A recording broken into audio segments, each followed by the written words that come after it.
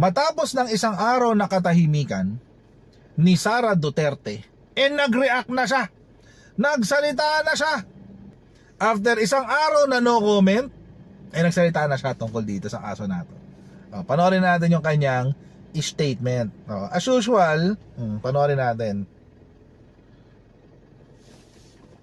Ang tagal Play. Sa ibang balita, umalma si Vice President Sara Duterte sa pagkakadawit ng kanilang pamilya sa kontrobersyal na shabu shipment noong 2018. Ayon sa Vice Presidente, malinaw na isa itong politikal na pag-atake laban sa kanilang pamilya. Political attack! Ibabalik si Rainiel Pawit.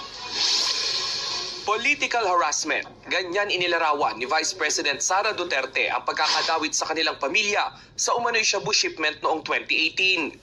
Yan ay matapos diretsahang ituro ng testigong si dating Customs Intelligence Officer Jimmy Guban ang ilang miyembro ng pamilya Duterte at ilang malalapit sa kanilang opisyal na may-ari umano ng shabu shipment. Nangyari yan sa unang pagdinig kahapon ng binuong Quad Committee sa Kamara sa Pampanga para imbestigahan ang koneksyon ng mga pogo, iligal na droga at extrajudicial killing sa bansa.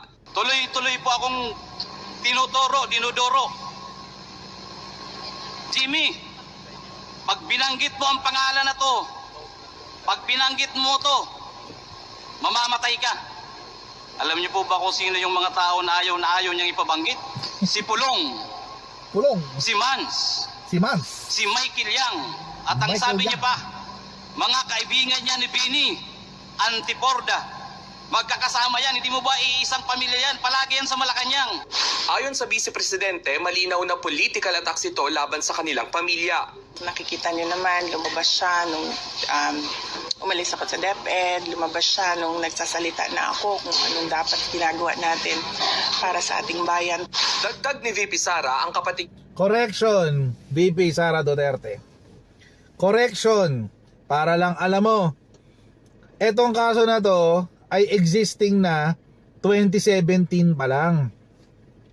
Ayan yan ang ebidensya niya Yung hearing na yan mga kotsero, ito yung hearing noong 2017 kung saan nag-imbestiga ang Blue Ribbon Committee ni Richard Gordon tungkol dyan sa 6.4 billion drugs na yan. 2017 pa yan. Ayan, 2017 pa yan. Yung video na yan.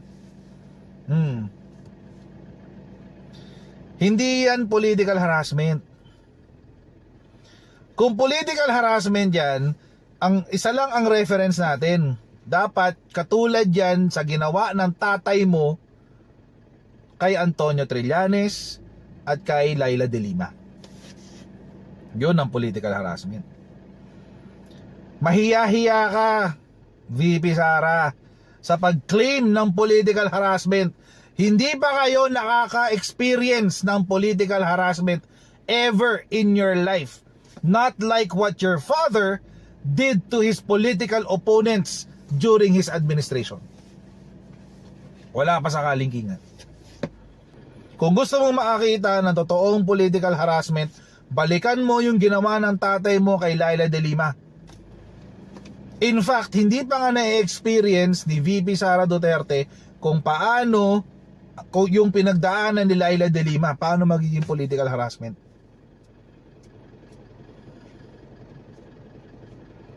Ang political harassment, yung ginawa niya na paninira kay Laila de Lima. Ako, I don't have much respect sa mga dilawan, pero at least irerespeto ko si Laila de Lima sa aspeto na to. Nilabanan niya yun. Hindi niya tinakbuhan yan. Si Kibuloy, kalalaking tao, hanggang rape lang ang kayang gawin. Hindi niya maharap yung kaso niya. Pagpabor lang sa kanila, saka sila gumagalaw.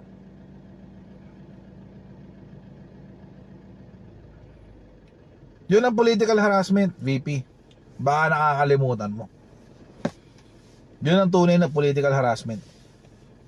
Pinakulong, siniraan, kinasuhan ng mga pekeng kaso. Ang pinakamahusay na political harasser that the Philippines ever had is Digong Duterte. Siya talaga, pinakamahusay na political harasser. Napapaniwala niya tayo Alam nyo mga kotsero, and hindi ko rin masisi yung sarili natin during that time. Alam nyo kasi, during that time, wala tayong ibang choice. Wala tayong ibang choice. The only choice mga kotsero is this. Either you believe Duterte or you join the liberals. Wala kang choice eh. Wala kang choice. Ako, personally, mga kotsero, hindi ako kakampi sa mga dilawan by hook or by crook. Never. Never enough. Wala. So, more often than not, pikit mata kong sinusuportahan si Digong. Which now I regret. Sana hindi ko na lang ginawa. Sana nagpaka-neutral na lang ako. Diba? Wala tayong choice eh. Wala tayong choice, guys. Maniwala kayo. Kung may choice lang tayo, hindi ako magdidigong eh. Kung nanalo lang si Miriam eh. So hindi. Wala. Ganun din. Siguro kailangan pagdaanan ng Pilipinas na magkaroon ng isang tunay na berdugong presidente. Para makita nila kung gaano ka-inosente si Apo Lakay. Siguro ganun. I don't know. Baka ganun. Kasi si Digong talaga yung legit na berdugong presidente. Legit, man, legit. And I'm pretty sure mga kotsero, the children are no different. The apple doesn't fall far from the tree. But anyway, kung pag-uusapan natin ay political harassment, VP, baka sampalin ka ni Laila de Lima. Sasampalin ka ni Laila de Lima. Anong political harassment ang pinagsasabi mo? Pinagdaanan mo na ba yung pinagdaanan ko? Ay, nasabihin sa'yo ni Laila de Lima. Again, hindi ko kinakampihan yung Ale. Hindi ko kinakampihan si Laila de Lima. Wala akong amor kay Laila de Lima. Hindi ko siya kinakampihan because we have very different political ideologies. Pero mga kotsero, I have to respect the woman. Na kahit siya ay politically oppressed, politically harassed, she stuck her guns. She stuck by her guns. Hindi niya inatrasan yung laban, men. And you have to respect that. Etong si Kibuloy, etong si Tebe, si Bantag, sila na nga yung may atraso, sila pa yung nagtatago at pabiktim. Nakakaya to si Sara Duterte. Nagfi-feeling masyado. Nagfi-feeling masyado to si Sara Duterte. Feeling oppressed, hindi naman siya oppressed. Diyos ko, tigilan ako. Nakakita na tayo ng totoong politically oppressed, guys. Nakakita na tayo totoong politically oppressed. Hindi ganun si Sara. Hindi siya politically oppressed. Diyos ko, tigilan ako. So siguro pag naka-experience na si Sara ng gano'n, ng kulong, ng imbe-imbentong kaso, tapos pag naka-experience siya ng sinisiraan siya ng wagas na meron daw na siya daw ay immoral at may sex video, etc. Ayun siguro she can claim na she's being politically harassed. Pero wala naman siyang ganun eh. Wala siyang ganun. Kung meron man nang haharas sa politika ngayon ay yung pamilyang Duterte, sila yung nang haharas. Legit yan, sila yung nang haharas. Totoo yan. Walang Yang si joke yun. Congressman Paulo Pulong at asawa niyang si Attorney Man Scarpio na lang ang sasagot hinggil sa issue. Nauna nang sinabi ni Congressman Pulong na hindi niya kilala si Jimmy Guban at wala raw silang anumang naging transaksyon. Dagdag pa ni Pulong wala aniyang kredibilidad at walang basehan ang sinasabi ni Guban. Pinaalalahanan naman ng pangalawang Pangulo ang taong bayan na ang tunay na problema ng bansa ay kahirapan at ang napakamahal na presyo ng mga bilihin. Usapin naman tungkol sa planong impeachment laban sa kanya. Expected na natin yan dahil mainit nga ang politika ngayon dito sa ating bayan.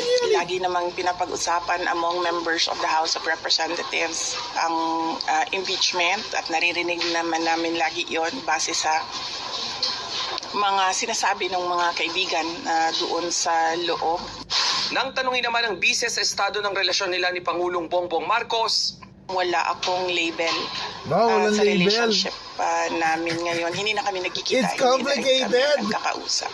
nagbabalita mula sa frontline, Wow. Rainiel Walang label ng relationship status. It's complicated, guys. Alam nyo, tinan nyo yung strategy nitong mga Duterte. Gagawa sila ng kalokohan. Pag pinatulan sila sa kalokohan nila, sasabihin, ang dami-daming problema ng bansa, kami yung inuuna nyo. Siraulo pala kayo eh. Situationship daw sila. Situationship. It's complicated. But anyway, ang dami-daming problema ng bansa, kami inuuna nyo. Bakit yung pagkatake sa amin ang inuuna nyo? Eh kayo nga umatake eh. Di ba? Yung kapag tao dito, yung minsan di ba may mga toxic na babae, yung mga toxic women na sinasabi sa'yo, sige suntuin mo ako. Tapos kapag sinampal mo, sasabihin, bakit mo ako sinuntok? Bakit mo ako sinampal? Naabuso mo ako, ganyan. Ganun sila. Yung mga DDS ganun. Nagpaka-toxic ka, tapos nung pinatulan ka, ikaw pa biktima. Come on. Gaslight. Diyan magaling mga DDS, mga kotsero. Diyan sila magaling. Sa panggagaslight.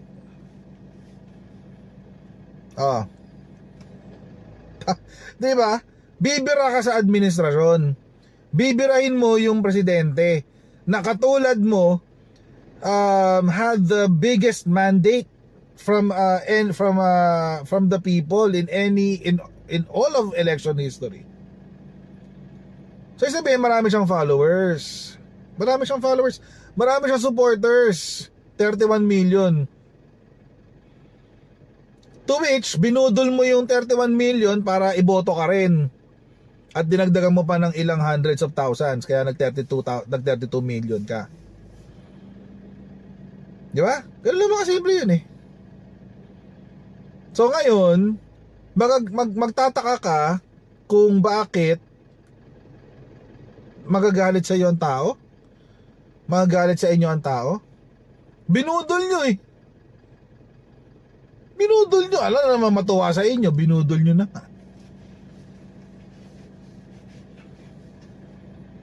Binudol nyo ang taong bayan. Tapos ngayon, biktima kayo. Ano klaseng kalokohan yan? Kasabihin nyo, political harassment. Parang yung pagtanggal ng police sa akin, parang yung pagtanggal ng security ko. 400 dapat sila eh, pero ngayon 300 na lang kasi tinanggalan ng 75. That's political harassment. Oh my God. Political harassment yung nagkumuha ng picture ko nung papunta akong Germany para allegedly manood ako ng Taylor Swift. Oh my God, I feel so harassed. What the F? Seriously? Ito yung mayor na nanapak ng sheriff? Iyakin? Kaya lang pala nanapak ng sheriff, mga kotsero, kasi teritoryo niya yung Davao. Kaya pala. Kasi teritoryo niya yung Davao.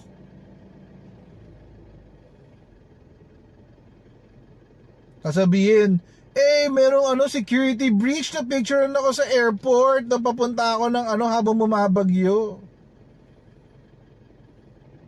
May security breach. At tapos sagot ng Mia, walang security breach dyan.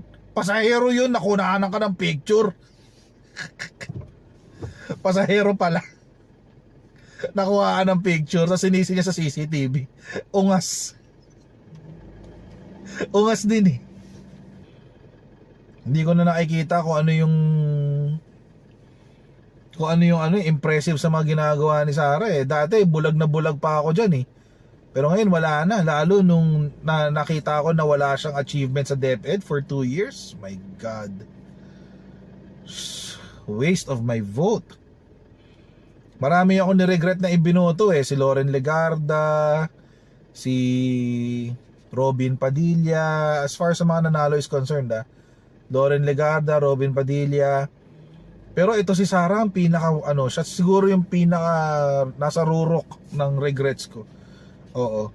Kung yung sa kantang My Way sinabi na regrets I have a few, siguro kasama siya dun sa regrets I have a few. Binoto ko si Sara Duterte. Oo, correct. Ganun talaga, ganun mga kotsero. Legit yan, legit. My goodness, biktima palagi, no? Pero pag sila yung umaatake, meron siyang meron siyang statement na leaders should not be moved by money, cocaine or champagne. May gumaganon-ganon pa siya. Tapos pag siya yung binira, iyak-iyakan, di ba? Ang tindi. And I'll see all of you in our next live stream. God bless you and see you next time, guys. Bye.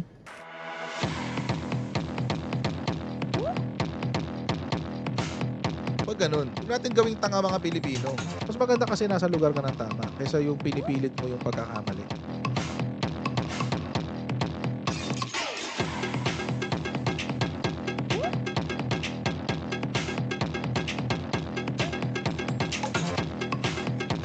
Are they willing to go that far? Hindi makakalimutan ng Pilipino yan hanggat di nasasagot yan. Sino ngayon nagsasabi ng totoo?